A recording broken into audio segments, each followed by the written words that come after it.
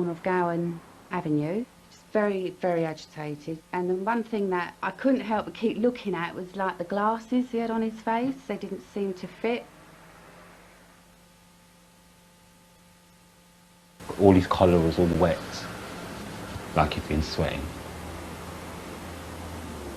He was about 5'9", 5'10". He had a slightly foreign looking nose.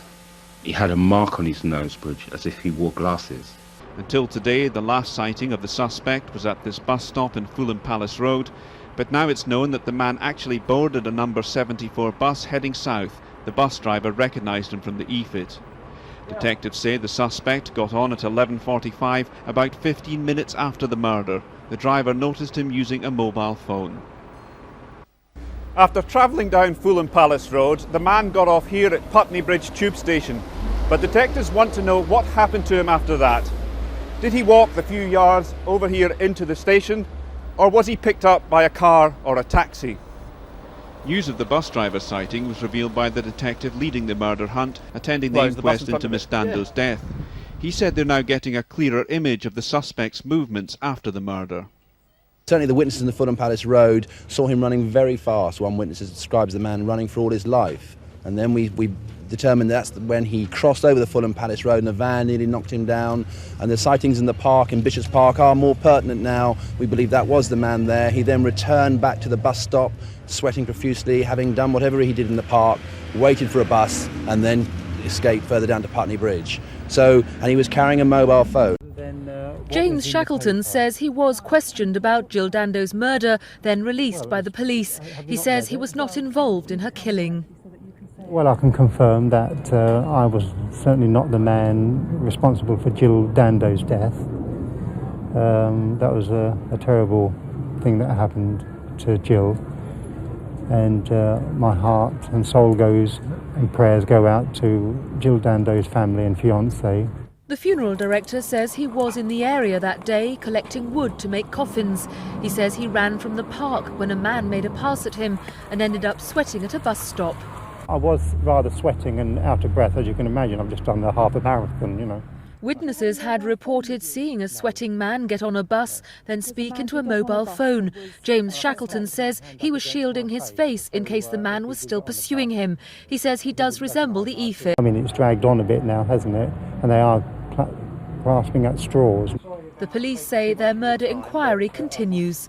Sue Saville, ITN. So I've done a video before on James Shackleton, but I never found this interview. So it's interesting to see how he actually looks and he moves in real life. Well, James Shackleton, if you can't remember who he is, he was the first person arrested in connection with the murder of Jill Dando, due to the movements he was making around the time Jill Dando was murdered. Everyone knows the infamous EFIT connected to the murder of Jill Dando. Well, this is supposed to be a depiction of James Shackleton. And when you look into James Shackleton's past, he's very shady, to say the least.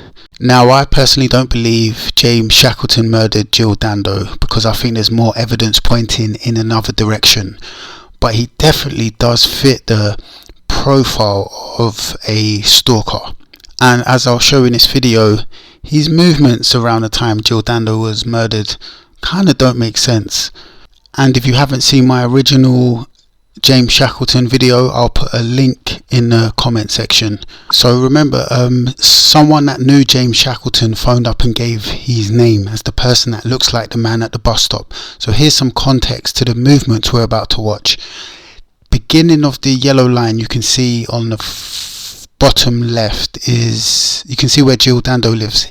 His movements start at the bottom of Jill Dando's road 10 minutes after she was murdered. So he runs down Fulham Palace Road, runs into Bishop's Park, waits at a bus stop, waits for a bus to go 2 stops, which is the red line, to Putney Underground Station.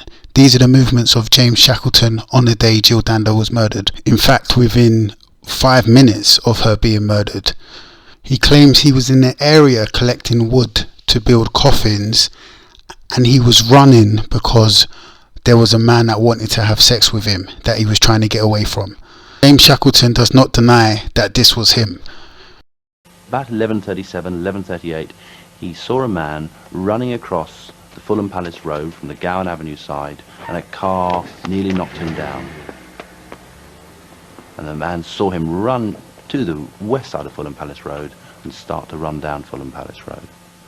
Another lady saw a man running down the Bishop's Park side of Fulham Palace Road, carrying a mobile phone and talking into the mobile phone, and she found that very odd. Is that the same man who had just run over the pedestrian crossing? Further down the Fulham Palace Road, a few minutes later, a lady is driving a truck north and sees a man, as she describes, running for all his life, wearing a suit, dark hair, south towards Putney. He was carrying a mobile phone. At roughly the same time, a van driver is going towards Putney in the Fulham Palace Road, and a man ran out in front of him, and the van driver had to brake heavily to avoid hitting him. Stupid idiot! That witness saw the man run across the Fulham Palace Road and into Bishop's Park.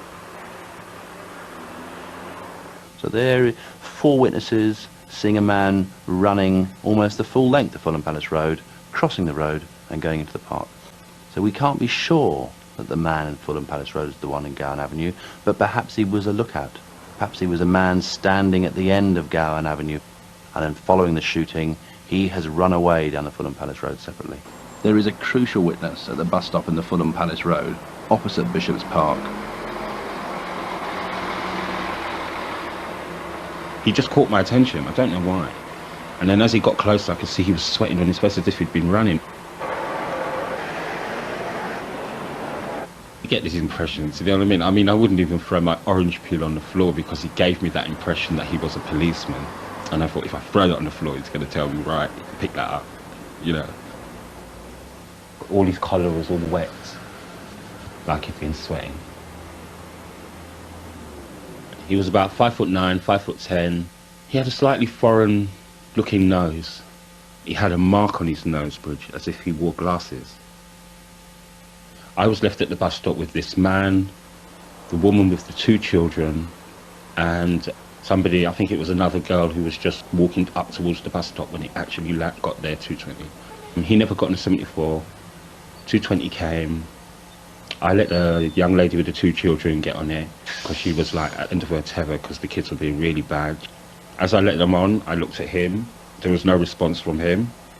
I got on the bus and we left him at the 2:20 bus stop. The E-fit is of the man at the bus stop. People need to focus on that. For who is that man? Is he the lookout? Was he another party to the killing? Like I said earlier, I personally don't believe James Shackleton murdered Jill Dando, but it's very coincidental.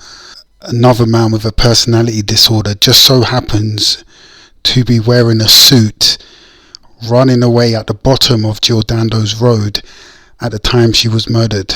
A fantasist, someone that claims they was in the area collecting wood and was running away because there was a man that wanted to have sex with them. James Shackleton lived 2 miles away from Jill Dando, but he was in Fulham collecting wood, but didn't have his own transportation. What was he going to do? Bring the wood on the bus with him? Again, I'm always going to follow the evidence, and for me there's evidence, stronger evidence pointing in another direction. But yeah, what was this guy really up to? Because that story doesn't wash. Is this too coincidental, or is this just a reflection of London? There's lots of weirdos running around. Let me know what you think in the comment section, and I'm going to put a link in the description of my previous James Shackleton video that gives you a better insight into the kind of person he is.